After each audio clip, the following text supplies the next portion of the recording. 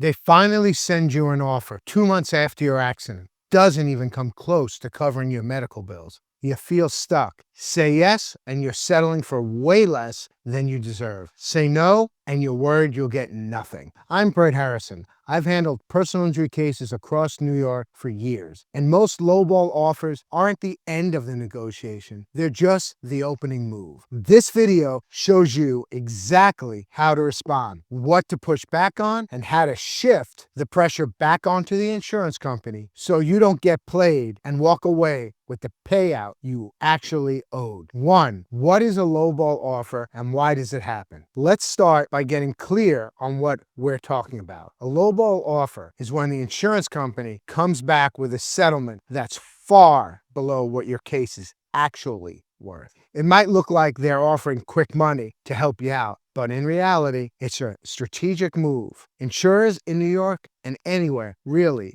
are for-profit businesses. Their goal is to resolve your claim for the lowest amount possible. They know you're vulnerable after a car accident. You've got medical bills, missed work, maybe even pain that's affecting your day-to-day life. They're hoping that by putting money on the table and fast, you'll take it and walk away before you've spoken to an attorney, before you've seen all your medical records, and before you've had time to understand the full value of your injuries. The truth, in New York, your claim could be worth significantly more than that first offer, especially when you factor in future medical treatment, pain and suffering, and the full economic aspect of your injury. 2. Should I ever accept the first offer? Almost never. And here's why. The first offer is usually made before the insurance adjuster even has the full picture. They might not have your complete medical records. They might not know whether you'll need future treatment or if you've developed chronic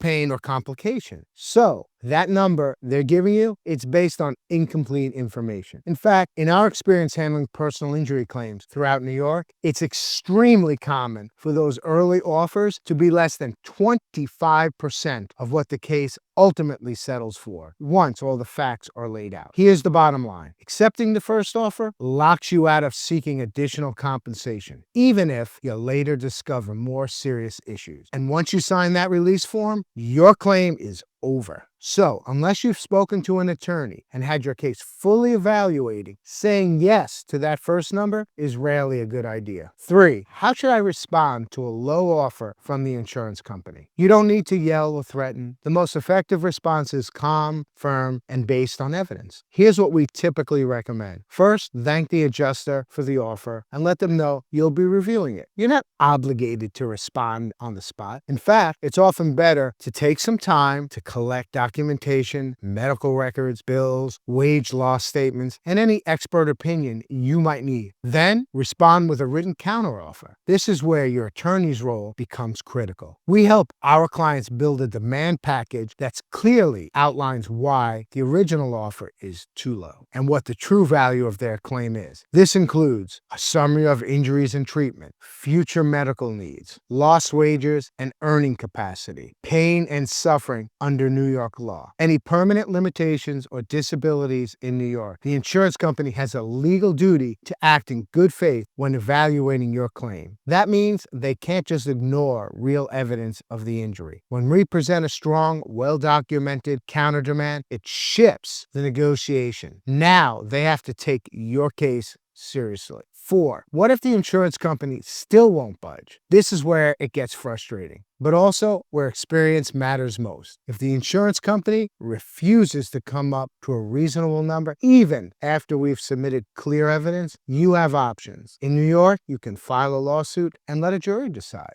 This doesn't always mean you'll end up at trial. Many cases still settle after a lawsuit is filed, but it shows the insurance company you're not backing down. And remember, New York follows a rule called comparative negligence. That means even if you were partially at fault for the accident, you can still recover damages, just reduced by your percentage of fault. Insurance companies often try to use this to justify their low offer, but the facts matter. If they're trying to pin 40% of the blame on you. Without clear evidence, we challenge it hard. Also, in some cases, the insurance company's refusal to negotiate fairly may amount to what's called bad faith. If that happens, they could be liable for more than just the value of the original claim. That's why every communication, every counteroffer, every piece of evidence should be part of a well-documented file. It protects your rights and puts pressure on the insurance company to play fair. 5. How do I know what my claim is really worth in New York? This is the million-dollar question, and it's one of the most common reasons people reach out to us. In New York, personal injury compensation can include both economic and non-economic damages. That means you're entitled to more than just reimbursement for your hospital bill. You may be able to recover the full cost of your current and future medical care, lost wages including time off for doctor visits, lost earning capacity if your injury affects your job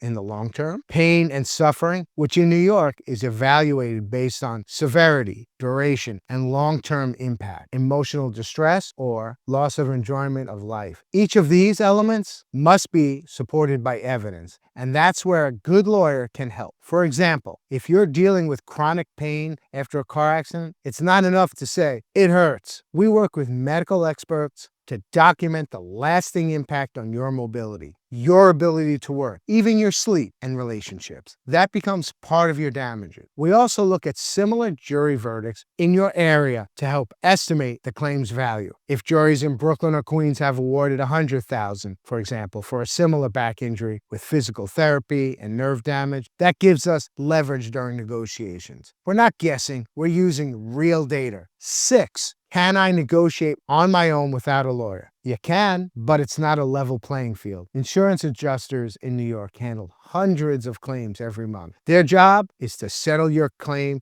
for as little as possible. They know the tricks, the timelines, and the tactics. Most people don't. We've seen cases where clients tried to negotiate alone and ended up signing away their rights for a few $1,000s, only to discover later that their injury required surgery or led to permanent disability. That said, we never push anyone into hiring a lawyer. Our job is to give you the facts so you can make the best decision for yourself and your family. But if the insurance company is lowballing you and you're unsure what to do, it costs you nothing to get an opinion from someone who's handled these cases before. 7, how long do I have to make a decision? In New York, the statute of limitations for most personal injury claims is 3 years from the date of accident. But don't let that give you a false sense of security. Evidence fades, witnesses disappear, and the longer you wait to respond to a low offer, the less pressure the insurance company feels to increase it. Also, if your case involves a government vehicle like an MTA bus or city-owned car, you may have as little as 90 days to file a notice of claim. Miss that, and your entire case could be dismissed. So yes, you do have time, but the clock is ticking. It's always better to act while the evidence is fresh and you still have options. Final thoughts, how to move forward after a lowball offer. So,